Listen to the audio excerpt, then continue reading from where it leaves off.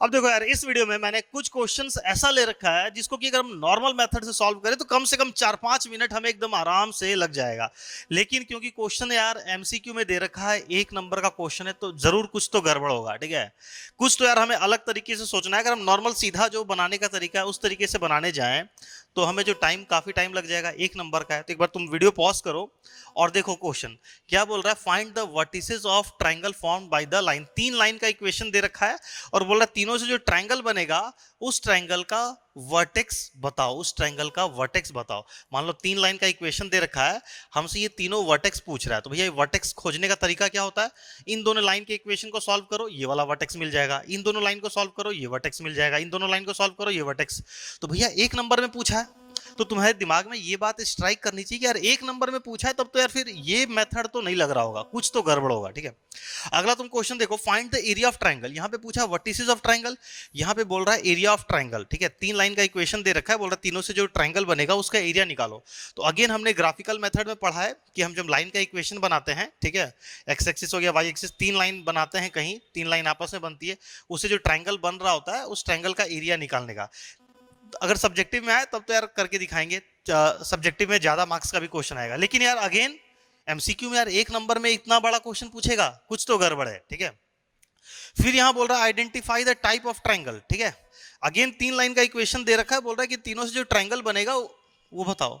तो अगेन ये भी यार ट्रायंगल बनेगा तो पहले तो यार वर्टेक्स खोजो, तीनों लाइन को सॉल्व करके वर्टेक्स फाइंड करो। ठीक है, तीनों वर्टेक्स मिलेगा, फिर वो ए बी बी सी ये सब डिस्टेंस फॉर्मूला यूज करके डिस्टेंस निकालो, उसके बाद हम डिसाइड कर पाते हैं कि कैसा ट्रायंगल बनेगा। इतना लेंथी क्वेश्चन यार 1 नंबर में दे रखा है।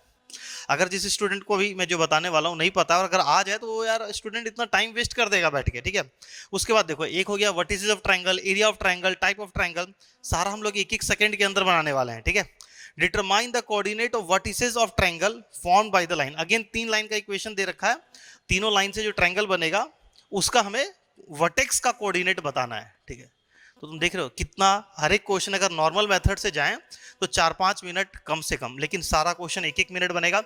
ये बात हमें कैसे समझ में आ रही, क्योंकि क्वेश्चन एमसीक्यू में दे रखा है। एमसीक्यू में दे रखा है तो जरूर कुछ तो यहाँ पे घोटाला होगा। ठीक है, हमें अलग तरीके से सोचना है। तो अब देखो क्या अलग तरीका लगाते हैं, एक एक करके बताते हैं। ठीक है, पहले तुम अपने लेवल पे ट्राई कर लो, वीडियो पॉज करो। ठीक है, क्वेश्चन देखो और देखो अगर एग्जाम में आता तुम क्या करने वाले थे, इस टाइप का क्वेश्चन को तुम कैसे अप्रोच करते। देखो पहला question, find the vertices of triangle form by the line. 3 line का इक्वेशन दे रखा है, हमें पता है कि ये लेंथी क्वेश्चन है, लेकिन क्योंकि 1 नंबर में दे रखा है अब हम दिमाग लगाएंगे कि 1 नंबर में दे रखा है क्या गड़बड़ है। ठीक है, क्वेश्चन को ठीक से देखो। क्वेश्चन को हमने ठीक से देखा तो नोट किया 3x plus 2y plus 7 equal to 0, 13 this equal to 3x plus 2y plus 9 equal to 0। तो अब देखो ध्यान से, अगर तुम देखो इन दोनों इक्वेशन को ध्यान से देखो, क्वेश्चन सॉल्व करने की जरूरत है, जरूरत ही नहीं है, डायरेक्ट हम आंसर बोल सकते हैं नन ऑफ दिस। अगर तुम ध्यान से सिर्फ क्वेश्चन को ध्यान से देख लोगे ना, आंसर डायरेक्ट बोल दोगे नन ऑफ दिस। कैसे?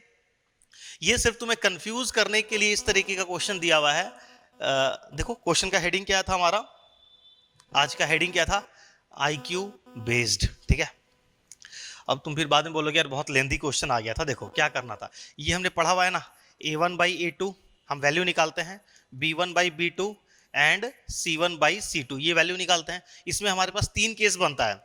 अगर a1/a2 is equal to b1/b2 is equal to c1/c2 तीनों ही आपस में इक्वल हो जाए, इसका मतलब क्या होता है कि जो दो लाइन है वो दोनों लाइन आपस में कोइंसाइड कर रही है। ठीक है, अगर a1/a2 is equal to b1/b2 हो जाए and not equal to c1/c2, इसका मतलब क्या होता है, दोनों लाइन आपस में पैरेलल है, दोनों लाइन आपस में पैरेलल है। ठीक है, ये बेसिक पता है सबको। तो अब तुम यहां पे देखो, ये पता होना चाहिए यार, ये तुम्हें पता होना चाहिए। ठीक है, तो अब तुम यहां पे नोट करो कि यहां क्या दिख रहा है, इन दोनों लाइन के इक्वेशन को देखो।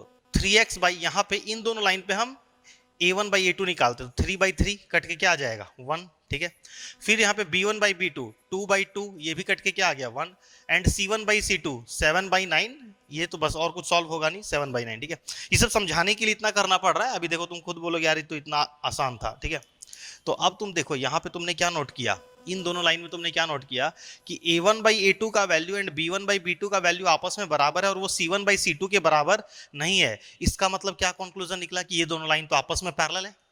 नो सॉल्यूशन हो गया ना, ये दोनों लाइन कभी आपस में इंटरसेक्ट कर ही नहीं रही है, और तीन लाइन में पैरेलल हो गई ना, नो सॉल्यूशन का कंडीशन सेटिस्फाई हो गया, मतलब दोनों लाइन आपस में पैरेलल है।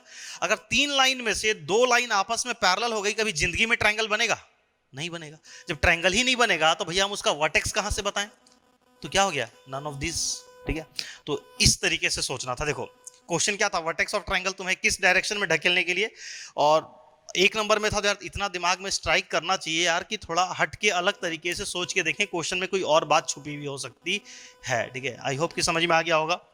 ठीक है, क्लियर हुआ पॉइंट कि तीन लाइन में से यार दो लाइन अगर पैरेलल हो जाए, तीन लाइन से ट्रायंगल इस तरीके से बनता है। ठीक है, अगर तीन में से दो लाइन आपस में पैरेलल हो गई, अब तीसरी लाइन तुम जो मर्जी जैसे बना लो, ट्रायंगल कभी बनेगा ही नहीं। क्लियर? आगे बढ़ते हैं और दो तीन क्वेश्चन लेते हैं, लेकिन आगे बढ़ने से पहले यार देखो, क्लास 10 स्टूडेंट के लिए यार स्पेशली डिजाइन किया हुआ है मास्टर फार्मूला सीट।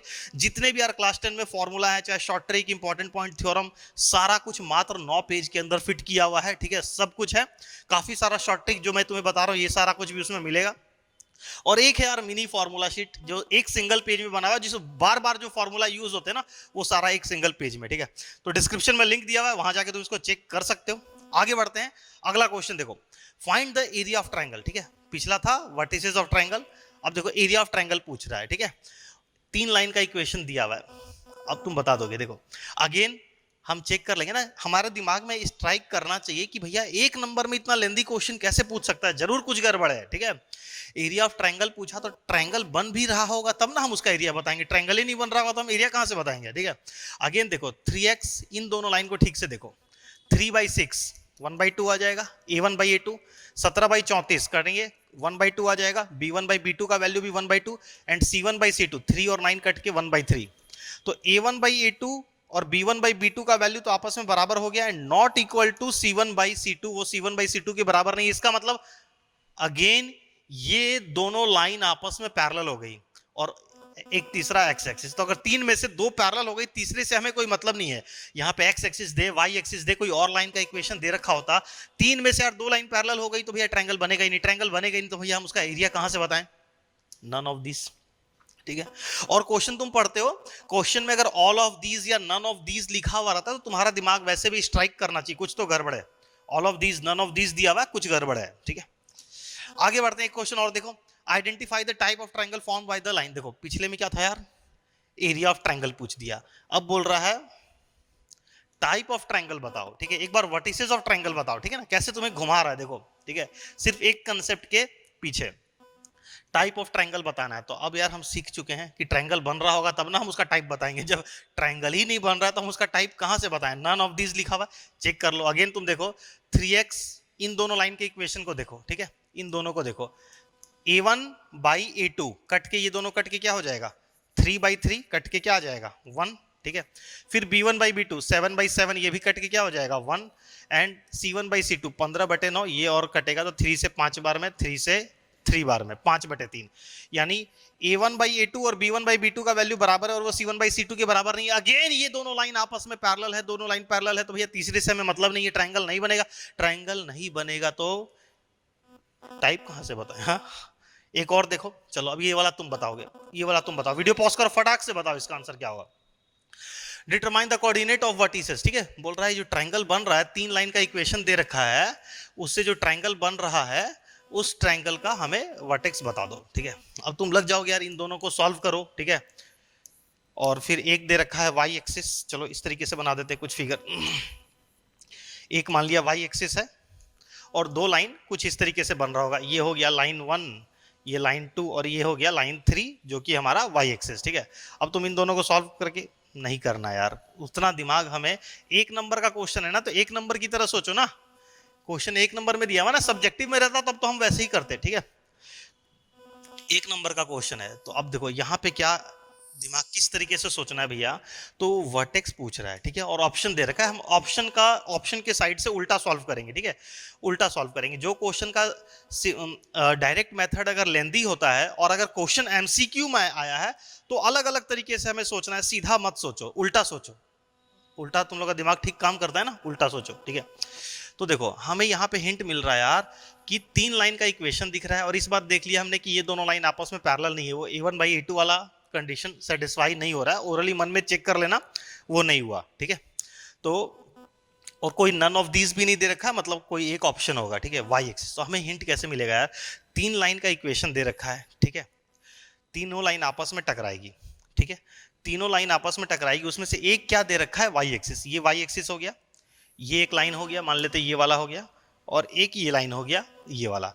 तो अब देखो तीनों लाइन आपस में टकराएगा तो 3 जो वर्टेक्स बनेगा, 2 वर्टेक्स कहां पे लाई करेगा, 2 वर्टेक्स इस वाले लाइन पे लाई करेगा, 2 वर्टेक्स इस वाले लाइन पे लाई करेगा, एंड 2 वर्टेक्स वाई एक्सिस के ऊपर लाई करेगा।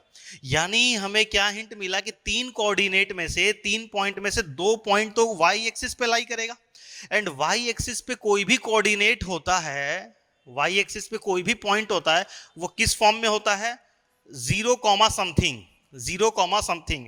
तो ये वाला पॉइंट भी क्या होगा, 0 कॉमा समथिंग, और ये पॉइंट हमें नहीं पता कुछ भी। यानी 3 पॉइंट में से 2 पॉइंट तो वाई एक्सिस पे लाई करेगा, कंफर्म है। तो अब तुम देख लो क्या इस 3 पॉइंट में से 2 पॉइंट वाई एक्सिस पे लाई कर रहा है, 1,0 एक्स एक्सिस पे, -3,0 एक्स एक्सिस पे, -5,0, ये तीनों ही पॉइंट एक्स एक्सिस पे लाई कर रहा है। तो भैया ये तो पॉसिबल ही नहीं है, क्योंकि 3 जो वर्टेक्स आने वाला है, 2 तो वाई एक्सिस पे लाई करना चाहिए ना, तो वाई एक्सिस पे ऐसा वर्टेक्स थोड़ी होता है, ठीक है। फिर हमने इसको देखा 1,0 एक्स एक्सिस पे, 2, -3 कोई क्वाड्रेंट में होगा, 0, -5 वाई एक्सिस पे। तो 3 में से सिर्फ एक ही वाई एक्सिस पे लाई कर रहा है, यानी ये भी पॉसिबल नहीं है, क्योंकि 2 वाई एक्सिस पे लाई करना चाहिए। यहां हमने देखा 0,1, 0, -3, 0, -5, तीनों ही वाई एक्सिस पे लाई कर रहा है। तीनों ही वाई एक्सिस पे लाई कर जाएगा तो ट्रायंगल कहां से बनेगा, तो यानी ये भी सही नहीं है, ठीक है। अब देखो 1,0 एक्स एक्सिस पे, 0, -3 वाई एक्सिस पे, 0, -5 वाई एक्सिस पे, हो गया ना, मिल गया। देखो समझाने में इतना टाइम लगा, तुम अब सीख गए। अगर सेम क्वेश्चन अब तुम्हें इस तरीके का दिए तो तुम खुद से इतना टाइम नहीं लगेगा, ठीक है। तो आई होप कि क्लियर होगा, कुछ नया यहाँ पे, एक नया तुम्हें सोचना किस तरीके से वो सीखने को मिला होगा। अगर अच्छा लगा यार वीडियो, तो इस तरीके की और भी काफी सारी ट्रिक्स अभी मैं एक्सप्लेन कर रहा हूँ, सबका लिंक यार तुम्हें डिस्क्रिप्शन में मिल जाएगा। ये अच्छा लगा तो बाकी भी जाके चेक करना, सब अच्छा लगेगा। और अच्छा लगा तो वीडियो को लाइक कर देना, कमेंट करके जरूर से बताना। इसके बाद अगले वीडियो में हम लोग ये सारा क्वेश्चन डिस्कस करेंगे। देखो ये सारा क्वेश्चन को भी सॉल्व करेंगे। अगर हम सीधे तरीके से जाएं सॉल्व करने तो 3-4 मिनट इन सबको भी लगता है, लेकिन अगर क्वेश्चन एमसीक्यू में है तो यार